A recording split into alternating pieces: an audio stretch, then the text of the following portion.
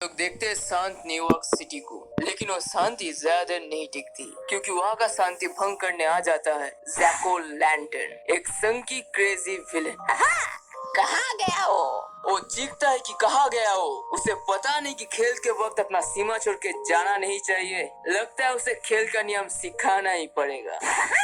सिर संभाल के सर फिरो। जैको लैंटर्न न्यूयॉर्क के सिटीजन्स को तंग करता है और पूछता है कि कहाँ गया वो। कहाँ है वो चपर गंजू, बताओ।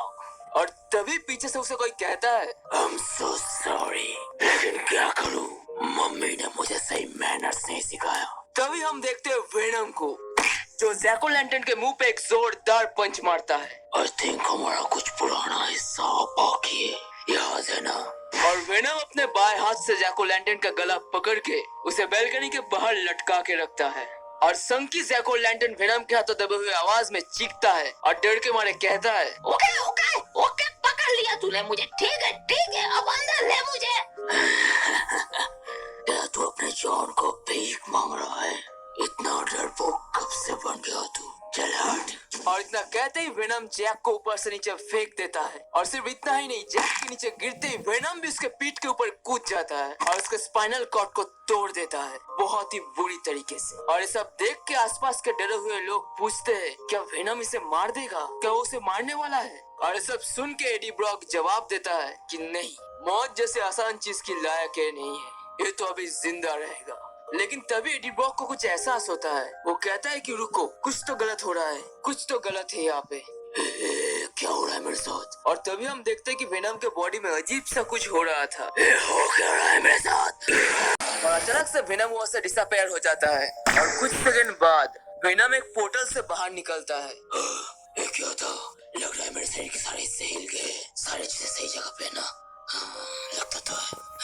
लेकिन फिर जब वेनम सामने देखता है तो उसके सामने एक दबा हुआ शहर पड़ा हुआ था, जिस जगह को देख के लग रहा था कि यहाँ पे बहुत बुरा कुछ हुआ है। ये जगह कुछ अजीब सा है। लेकिन जब तक कि वो आगे बढ़ के इसके बारे में कुछ और चेक कर पाए, उसके सामने एक छोटा सा बच्चा आ जाता है और वो बच्चा आगे बढ़ के एडी से कहता है, प्लीज मेरी मदद करो, मुझे मदद चाहिए। एडी अपने चेहरे से वेनम का मास्क हटा के कहता है, इट्स ओके बच्चे, सब ठीक है, बस बताओ मुझे क्या हुआ है यहाँ पे। और इतना कहते एडी उस बच्चे को टच करने जाता है, लेकिन तब कहाँ से एक सील्ड उस बच्चे के सिर को तरबूज की तरह फोड़ देता है। और उस सील्ड थी कैप्टन अमेरिका की।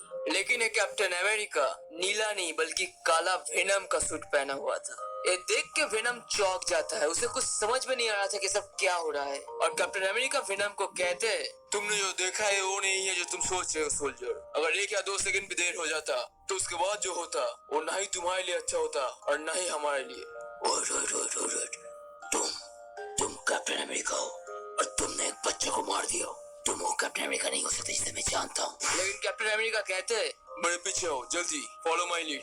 कैप्टन के बातों के मुताबिक वेनम कैप्टन के पीछे पीछे जाता है। कैप्टन वेनम को कहते हैं कि मैं तुम्हें सब कुछ एक्सप्लेन करूंगा, लेकिन पहले हम लोग जहाँ पे जा रहे हैं सही सलामत पहले वहाँ पे पहुँच जाए। उसके बाद जो मैजिक तुम्हें यहाँ पे लेके आई है वो मैजिक अब बहुत ही कमजोर हो चुकी है, इसलिए तुम्हें हमारे चेक पॉइंट के पास ले जाना बहुत जरूरी है। ये सब सुन के एडी बहुत ही ज्यादा कंफ्यूज हो जाता है और वो पूछता है, वेट, चेक पॉइंट, मैजिक, कैसा मैजिक? मैजिक मतलब क्या समझाना चाहते हो? किस मैजिक की बात कर रहे हो तुम? ये सब हो क्या रहा है? लेकिन तभी एडी सामने जो देखता है वो देख के एडी चौंक जाता है। वो थे तरह तरह के सुपर हीरोज, वो भी वेनम के रूप में। और कैप्टन अमेरिका एडी को कहते हैं, वेलकम टू द रेजिस्टेंस। और एडी बस हैरान हो के इधर उधर देखता है और फिर कहता है, कहाँ से? किसी और दुनिया से या फिर किसी और रियलिटी से? तुम्हें लगता है कि सब एक अच्छा आइडिया है सारे वेनम्स को एक जगह पे लाना? लेकिन तभी पास से किसी की आवाज आती है, एक्चुअली ये मेरा आइडिया था। और आवाज थी डॉक्टर स्ट्रेंज की, जो वेनम सूट में था। और डॉक्टर स्ट्रेंज आगे कहते हैं कि हो सकता है कि ये सब तुम्हारे लिए थोड़ा सा कंफ्यूजिंग हो, लेकिन फिलहाल अब से तुम एक हिस्सा हो इस बैटल का, एक बैटल हमारे प्रजातियों को बचाने की। ये सुन के एडी पूछता है, क्या किन बच्चों की इतनी जरूरत कि हमें तबाह करने चले? और तभी तचाला अपने वेनम सूट में एडी के पास आता है और कहता है, हम लोग उन्हें पॉइजन बुलाते हैं क्योंकि उनका सिर्फ एक टच ही हम लोगों के लिए हानिकारक है, बिल्कुल जहर की तरह, जो हमें अंदर ही अंदर खा जाते हैं। और तभी हम देखते हैं स्पाइडरमैन यानी पीटर पार्कर को, जो अपने ब्लैक सूट में था और वो कहता है, एडी ब्रॉक, वेट, क्या हम लोग पहले इस बारे में कुछ बात कर ले?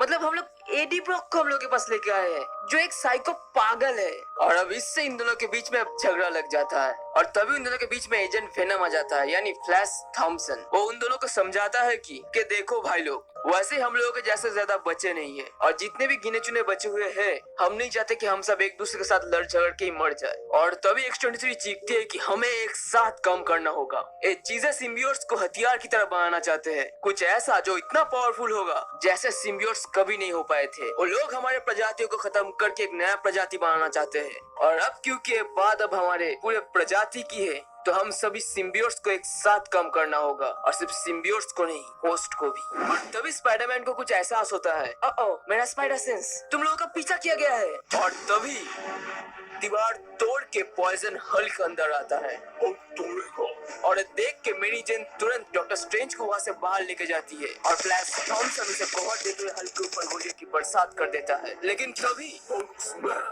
हल्क फ्लैश को एक जोरदार पंच मारता है, और इससे फ्लैश के सीने में एक बड़ा सा छेद हो जाता है। और एडी हैरानी से फ्लैश थॉम्पसन की पेट के उस छेद की तरफ देखता है और कहता है, मुझे तो लगा था ये बस एक जहर है जिसको हमें बस बिना छुए दूर रहना है। स्पाइडरमैन सभी को कहता है कि एक छोटा कमजोर पॉइजन है, और हल्क और उसके सिम्बियोट के साथ जुड़ने के बाद इस पॉइजन की जहर और भी कमजोर हो गया है, इसलिए हम लोगों को कंज्यूम तो नहीं कर पाएगा, लेकिन स्मैश जरूर कर पाएगा, इसलिए भागो। और तभी कैप्टन हल्क के ऊपर जरूर कर पाएगा, इसलिए भागो। और तभी कैप्टन हल्क के ऊपर झपटते उसे रोकने के लिए, लेकिन पॉइजन हल्क अपने दोनों हाथों से कैप्टन को दबोच लेता है, और कैप्टन चीखते हैं, तुम सब निकलो यहाँ से जल्दी। और एंडी रॉकेट को कहती है टनल को सील कर देने के लिए। रॉकेट कहता है, मामू मैं इस ब्यूटीफुल चीज को पूरी करने ही वाला था, सॉरी कैप, माफ कर देना मामू।